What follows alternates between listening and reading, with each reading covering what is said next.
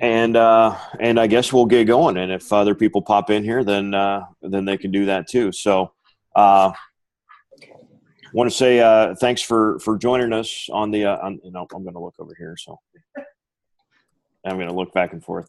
So, winter sports play by play. Obviously, we're into basketball and wrestling season, so wanted to go over some tips for both.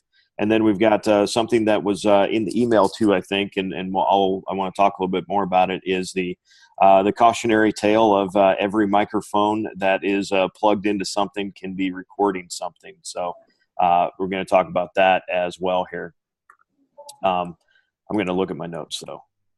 For first off, for play-by-play stuff for basketball, you guys, if you're just starting to do play-by-play, or if you're really into it, you probably have gone beyond these steps already. If you are just saying, well, yeah, I think I kind of want to maybe start to try, or your teacher perhaps is saying, yes, you need to do this, then here's some basic stuff that might help you add to your broadcast. So we can obviously see, for the most part, everything that you could be talking about. You could tell us that the ball is on the left wing, or that it's the shot went off the backboard or the glass, or we're at center court for the opening tip.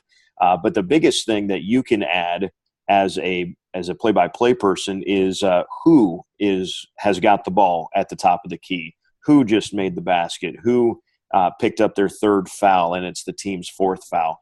Player identification is the biggest thing. Hopefully, the fact that you go to school with the other kids on the team, you should be able to recognize them fairly quickly. A roster always helps just by chance, but having that player identification for your team should come pretty easy. The thing that will make you is the next step up is being able to identify quickly the opposing team players. The basketball is nice because you're only looking at a max of 12. Sometimes during the regular season, you'll get those games where they might have 13 or 14 kids suited up. But for the most part, you're looking at a max of 12, and even not all of those 12 usually will play in the regular time frame of the game. So you might even be looking at just 8, 9, maybe 10 kids on the opposing team that you've got to learn their names fairly quickly.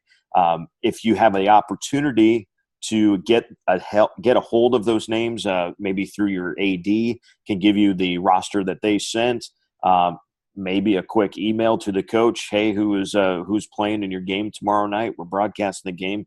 We'd like to know just who's on the roster. Sometimes they will give you that back as well.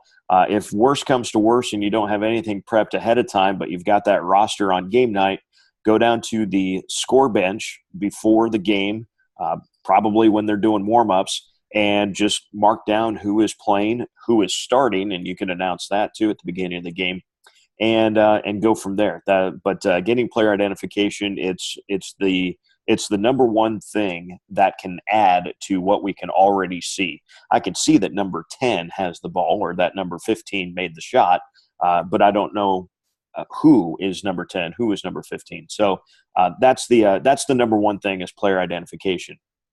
And number two, as far as IDs and things that you can add to the broadcast by announcing, even very basic stuff, is scoring updates. I need to know that Johnny's got 4 points and Sammy has 10 points in the game. And yes, I would not just mention the top scorer, because for some teams, but the top scorer each night is the same guy or gal. And trust me, the grandma of the player that only scores 1 or 2 points still wants to hear that name. So it's very important that you do a detailed scoring, I think, for each of the people that are playing in that game. I do have, let me pull it up here real quick so that everybody else can see it. Give me 1 second. Where'd it go? There I am. We'll share my screen here real quick so that you guys can also see what I'm seeing, and that is this over here. No, shrink that up a little bit. I've created within our Strive U classes, and I've done this a couple years ago actually, that some basketball score sheets that I think are pretty handy to use. And you could see we've got looks like David Ginwright used these back in March for some stuff, but real easy to keep. Number and name. David even had the height and the grade for everyone that was on the York roster. He's even got some additional information that they were 13-1 and ranked number 3 at the time when they played this game. Here is where he would keep track of the personal fouls. Right here, the team timeouts for each game, or for each team, I should say. So he's got one team on the bottom. He's got one team on the top. He was able to keep track of turnovers as well. So just make a little mark through each turnover, whether it's a travel or a steal for the other team. And then in each of these lines is where he would keep the running score. So they make a 2, you put a 2. They make a 3, you put a 3. Pretty easy like that. And people vary. I have changed quite a bit since I first started doing play-by-play. When I first started, I would do a running total. So my total in each of these would look like I'd make a 2, and then there'd be a 4, and then they made a 3, so now they're up to 7, and then they made a 1, so now they're up to 8, and then they made 1, so now they're up to 9.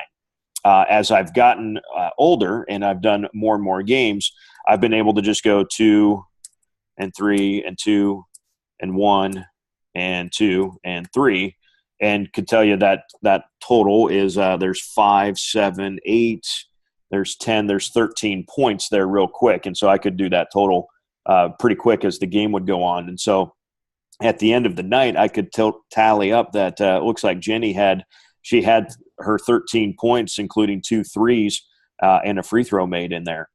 So that would add up quick, and I could relay that information. And so whatever you're comfortable with, but I think the ability to keep an individual running total, and then I'd always put their total here at the end of the night. The total score would come in here in the yellow.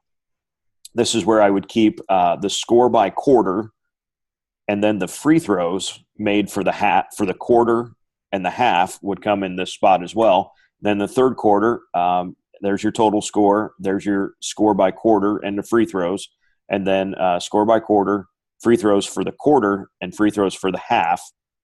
And then I'd have my totals over here for the total points for the game, and there's total threes for the game. So you could do real quick with real basic basketball knowledge, would be able to keep a fair amount of stats that could help tell the story of your game. So, it looks like David set it up so that he always had York's roster on the bottom so that he didn't have to change this. He could print a sheet, select these cells and print this sheet and have a whole bunch of them ready to go. And then he'd just have to write in the opposing team up here. Or if he got that information ahead of time, he could even type it in. If his handwriting is like mine, he'd rather type it than he would write it out. But it can be real easy to keep that. Then you've got both teams.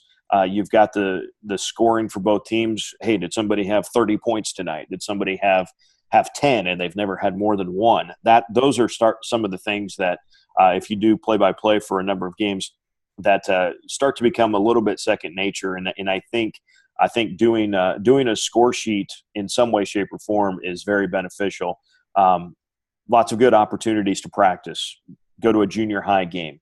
Go to a JV game before your varsity game and get ready for that varsity game by just practicing keeping the book. A lot of little kids games that happen on Sunday afternoons, I know too.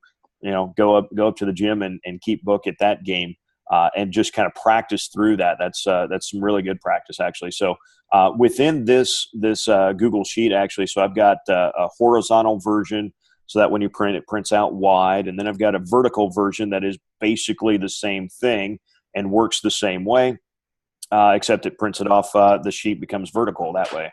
I've got one that I've found here in the last couple of years that you write each team's names in up here. Here up here at the top, you would actually put your team information. So you could put each team's record and maybe the head coach and some other notes. They were runners up at state last year. And then on these columns over here, you could actually keep a running score. This is something that I've dabbled with in the last year, and I kind of like it. And again, it prints off vertically so that I can have one sheet of paper for each game. If you buy one thing that I found in my setups for radio was I didn't always have a ton of room to have 4 different sheets taped to a table plus my radio equipment. I needed to be very concise with everything. So if I did a lot of score sheets that were just one page and would be able to put as much information as I could on that one page. So that's where a lot of this kind of developed from. So this we'll make this available within not just the class that it was back in a year or so ago, but we'll make it available in the notes as well here. It's just a Google Sheet that I've done. Stop sharing that and we'll come back here. So that's kind of basketball. And then I want to move on to wrestling. And before we start with wrestling, I gotta admit, because I don't want to sound false with this, I'm not a wrestler. And I've only been to wrestling meets and duels that I've been paid to go work at. And Taylor's laughing right now if you can hear him. So I could tell you what that there's 2 points for a takedown. And I'm pretty sure that it's 2 points for a reversal. I couldn't tell you any of the moves. I couldn't tell you. I know what a pin looks like. You get the one hand on the mat, right? So what I do when I do play-by-play, if you will, of wrestling is I'm trying my best to identify, because there's no numbers, right? We're looking at singlets and the ankle bands. You're trying to identify as best you can who seems to be in control. And in wrestling, I found, boy, it's difficult at times to see who is in control. Any wrestler that is watching this, by the way, is laughing their head off at me right now. But you in the back, I see you laughing. I can see you laughing. But it's true. Like, if you're a wrestler, boy, you know your stuff. And if you're not, out the door, man. I got nothing to help you out with the technical side. But I do a pretty good job of being able to identify who we're watching, who's in control, what the score is, what's coming up next, what weight class are we in now, what are we expecting to see next, what's the, if it's a duel, what's our duel score, and those are all things that I think that even without a lot of wrestling knowledge, as an announcer, you can kind of keep people interested, because for the most part, if you're watching a wrestling duel, you probably have a pretty good idea about wrestling, right? You don't have as many general people watching wrestling, people that will be very interested. So anything that you can do, I think, to help that wrestling cause along, like I said, the identification of players, whether we're talking about basketball or wrestling or football or volleyball or anything like that, player ID is the number one thing that you guys can add to your streams. That's about it, what I got for wrestling. Like I said, if you want more, man, and I tell you, the best thing to have for wrestling is to have a wrestler be able to announce with you. Maybe it's a dad that wrestled back in high school that might have a son, or maybe the son just graduated last year, but dad's still around. Hey, see if that adult would want to sit in with you and kind of go over some of the finer points of wrestling. Or perhaps there's a wrestler that is hurt that would be available to help out with the stream. Boy, the more you can add to the stream, the better. And if you've got someone that really does know their stuff about wrestling, boy, it would make a tremendous difference, and would really add to the enjoyment of the stream from someone that is watching that already knows about wrestling. So it would be great if there are those people that you have access to. Buy them a pop before the match and turn them loose on talking about wrestling. So the last thing that I want to talk about is something that kind of came to our attention, and to our knowledge, it hasn't happened with any of our Strive schools, and we would really love to keep it this way. But it is a cautionary tale, and it's something that if you go into broadcasting, it's basically day one. And that is, if you see a microphone and that microphone is plugged in to anything, the soundboard, the camera, you've got a recorder sitting on a table, anything that might have a microphone on it, assume that someone is listening to it and assume that someone is recording it. There is the story of some radio guys that were talking before a basketball game, and they were saying some comments that, well, no one should say period. That is lesson one. But they were very much, they were commenting on the race of the players involved in the upcoming game, and what the setup appeared to be was that this was a radio station that was supplying the audio commentary for the school's live stream. And I know we have a few schools that have a setup similar to this.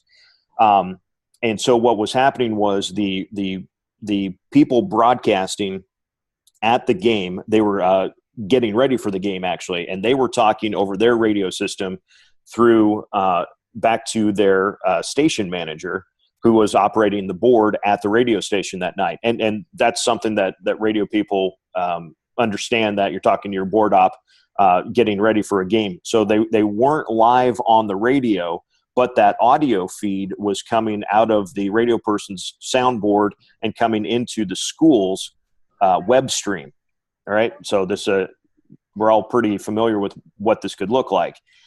Those remarks between radio operators and the board operators at the radio station were things that should not have been said, period, let alone through a microphone that was going through the feed. Well, everyone that was involved with the radio broadcast and whatnot was relieved of their job very quickly when it was realized that those comments that were made went out over the school's web stream. Even though they didn't go out over the radio, they went out over the school's video stream. And like I said, they were comments that should not have been made. And so the cautionary tale is, number one, it's terrible that those comments were thought of, let alone said.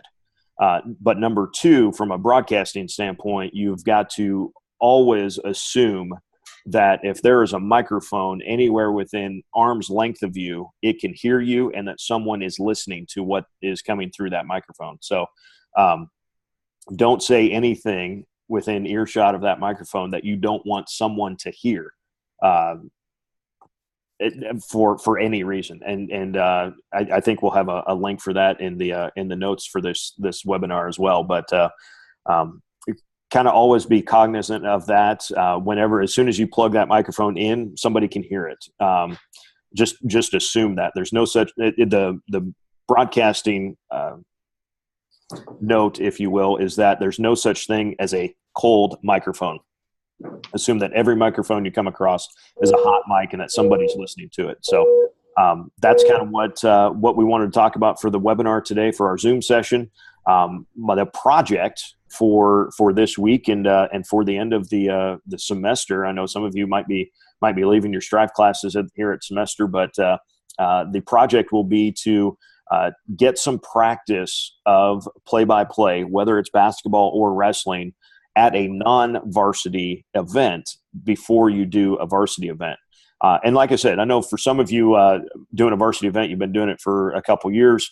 That project isn't necessarily for you. But if you're just thinking about getting into maybe trying some play-by-play, do some play-by-play and just record it without maybe without streaming.